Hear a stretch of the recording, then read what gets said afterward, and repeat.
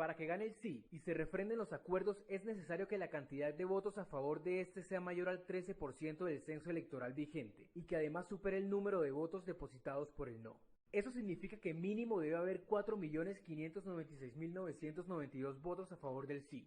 En caso de que esto no suceda, de que no se supere el umbral, de que haya un empate o de que la votación en contra sea mayor, el ganador será el no. La opción del voto en blanco para esta ocasión no está contemplada debido a que la pregunta de un plebiscito está redactada de tal forma que las alternativas de respuesta sean sí o no. Los votantes también pueden decidirse por la abstención. La refrendación de los acuerdos logrados en La Habana, tras las negociaciones de más de 4 años, darán el aval al gobierno nacional para ponerlos en marcha y acabar de manera definitiva con un conflicto de más de medio siglo.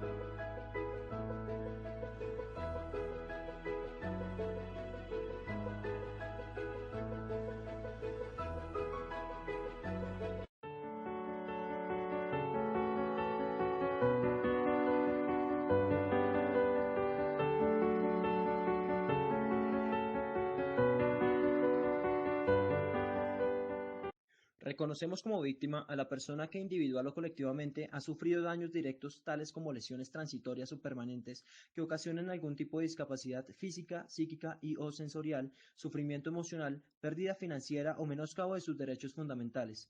Los daños deberán ser consecuencia de acciones que hayan transgredido la legislación penal realizadas por grupos armados, también teniendo por víctima al cónyuge, compañero o compañera permanente y familiar en primer grado de consanguinidad, primero civil de la víctima directa, cuando a ésta se le hubiera dado muerte o estuviese desaparecida para efectos de este trabajo. La definición de víctima estará basada y promulgada en el artículo 5 de la Ley 975 del 2005 de Justicia y Paz. Las víctimas no son únicamente los muertos, los mutilados, los secuestrados, los desplazados, en la medida en que asume de manera pertinente que las víctimas también son cuestión fundamental para entender la posición de muchas de las mujeres víctimas del conflicto, como víctimas civiles, sobrevivientes no combatientes, como por ejemplo las mujeres cabeza de familia desplazadas, personas que han perdido uno o varios miembros de su familia, secuestrados, personas que han sido extorsionadas.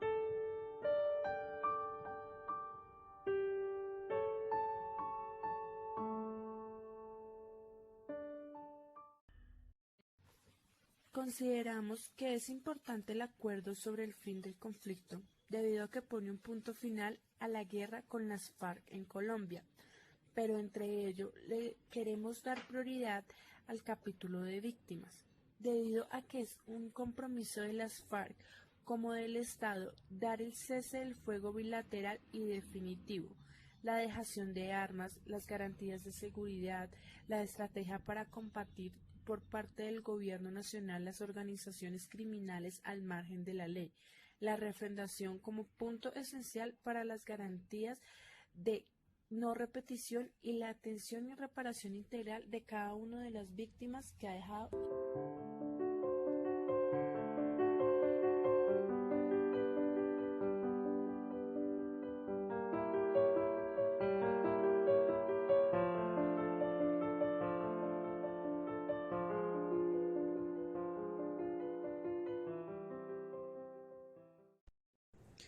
Para cumplir el objetivo de esta investigación, realizamos entrevistas a personas competentes y algunas especializadas en el tema, personas que nos expusieron su punto de vista en cuanto a lo que estipula este capítulo dentro del acuerdo, centrándonos en saber quiénes son víctimas del conflicto armado en Colombia.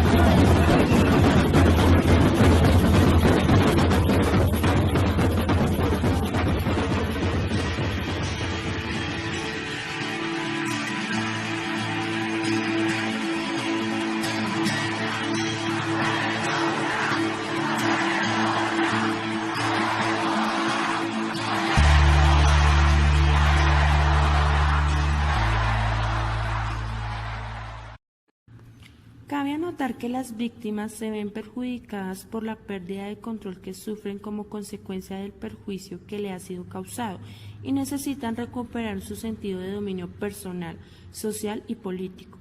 Por eso es necesario que en los procesos de acompañamiento psicosocial se le tenga en cuenta los contextos específicos de las víctimas, sus necesidades más sentidas, se les ayude a reconstruir su tejido social, se les ayude a encontrar bienestar emocional, en la medida en que por un lado se les reconozca y se transmite su dolor con el objeto de transformarse en sobrevivientes, adquiriendo una superioridad moral al renunciar a la venganza, dándole paso a la reconstrucción y resignificación del acontecimiento en su vida. Y por el otro, se desprivatice su dolor para entender no solamente como un síntoma de estrés postraumático, Cabe anotar que las víctimas se ven perjudicadas por la pérdida de control que sufren como consecuencia del perjuicio que le ha sido causado y necesitan recuperar su sentido de dominio personal, social y político. Por eso es necesario que en los procesos de acompañamiento psicosocial se le tenga en cuenta los contextos específicos de las víctimas, sus necesidades más sentidas, se les ayude a reconstruir su tejido social, se les ayude a encontrar bienestar emocional, en la medida en que por un lado se le reconozca y se transmite su dolor con el objeto de transformarse en sobrevivientes, adquiriendo una superioridad moral al renunciar a la venganza, dándole paso a la reconstrucción y resignificación de la. En el acuerdo de paz se ha puesto en tela de juicio el hecho de que las FARC vayan a contribuir al esclarecimiento de la verdad y el reconocimiento de sus respectivas responsabilidades ante la comisión creada para este fin, pregunta a la cual planteamos a nuestros entrevistados y daremos a conocer la opinión de la doctora Scarlett Jordán Baena, abogada de la Universidad del Rosario, especialista en el Derecho Financiero, profesora auxiliar de Derecho Constitucional.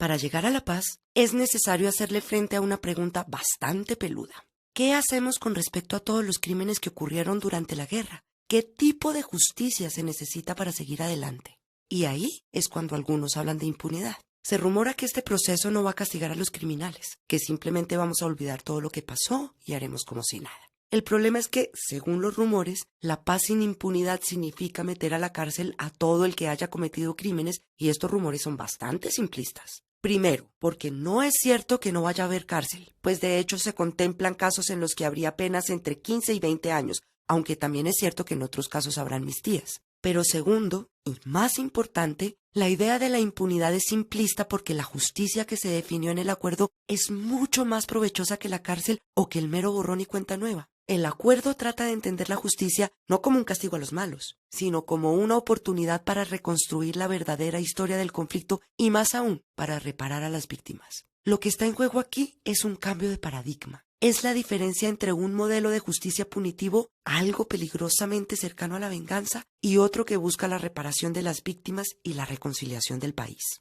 Ahora, reconstruir la historia es un asunto de tremenda importancia. Implica tener la información completa para saber qué fue lo que pasó, quiénes han sido responsables de esta violencia y para aprender y enmendar los errores que cometimos. Y esto, para un país que nunca se ha podido contar su propia historia, una historia llena de versiones contradictorias, rumores y secretos, es una de las claves para poder avanzar. Entonces, ¿cómo vamos a reconstruir la historia del conflicto? El acuerdo de paz en este punto es realmente estratégico. Y recordemos que se trata de una negociación. Sería ingenuo esperar que una de las partes accediera a entregar las armas y meterse a la cárcel, sin más. Para poder conocer lo que pasó y que además se haga justicia y que todo esto cuadre dentro del marco de una negociación, la idea es que todos los que participaron, de forma directa o indirecta, reciban una serie de incentivos para que revelen la verdad. Y con participantes nos referimos a guerrilleros, militares, paramilitares, agentes del Estado, financiadores y a los que dieron apoyo político. Todo este proceso será cobijado por un nuevo marco legal conocido como la Jurisdicción Especial para la Paz. En ella se propone estudiar caso por caso para determinar quiénes pueden acceder o no a las amnistías. Si el caso es amnistiable, la persona juzgada debe reconocer su responsabilidad y contar toda la verdad para conocer los detalles del delito y a los responsables. Y el tema de la verdad es fundamental. Si ayuda con esto, su pena sería trabajar entre 5 y 8 años bajo la vigilancia del Estado para las comunidades afectadas u otras obras sociales. Si no lo hace, entonces iría a prisión. Ahora, delitos de lesa humanidad, genocidios, violaciones sexuales y otro tipo de crímenes graves no serán amnistiables. Su castigo será la cárcel. Por supuesto, el proceso tiene más detalles. Por ejemplo, se tiene en cuenta si la verdad es completa o no, si hay evidencias o testimonios contradictorios, y estos factores alteran el tipo de pena que reciben los responsables. El punto es que, al mismo tiempo que condena a esos responsables, esta estrategia sirve para reparar a las víctimas, no solo por los trabajos que los culpables tendrían que hacer para la sociedad, sino por la información muy valiosa que deben compartir, información que servirá para llevar a juicio a los demás responsables, para ayudar a encontrar a las víctimas de desaparición forzada y para registrar la memoria del país. De hecho, se va a crear una unidad para la búsqueda de personas y una comisión para el esclarecimiento de la verdad. Estas serán entidades encargadas de entrevistar a los excombatientes, a las víctimas, a los implicados en el conflicto y, en general, de hacer investigaciones que conduzcan a establecer la verdad, ya no en un sentido estrictamente judicial, sino para la memoria histórica del país. Y de paso, con toda esa información, se diseñarán programas de reparación a las víctimas. ¿Y qué quiere decir eso? En últimas, el gran objetivo es reconstruir el tejido social. O sea, encontrar la manera de que las comunidades, los territorios, las organizaciones y los individuos que fueron afectados por el conflicto recuperen sus derechos y su forma de vida. En términos de acciones, esto implica indemnizar a las víctimas, restituir tierras, recuperar prácticas sociales, promover pactos de perdón y convivencia, ofrecer seguridad y, ante todo, garantizar que estos crímenes no se vayan a repetir. Y, claro está, la no repetición va más allá de las víctimas. El gran propósito del acuerdo es lograr una paz duradera para toda Colombia. Y esto solo es posible si se generan los mecanismos pertinentes para la reconciliación y la convivencia, si se conoce el contexto histórico que dio origen al conflicto y los factores responsables de que fuera tan cruel y extenso.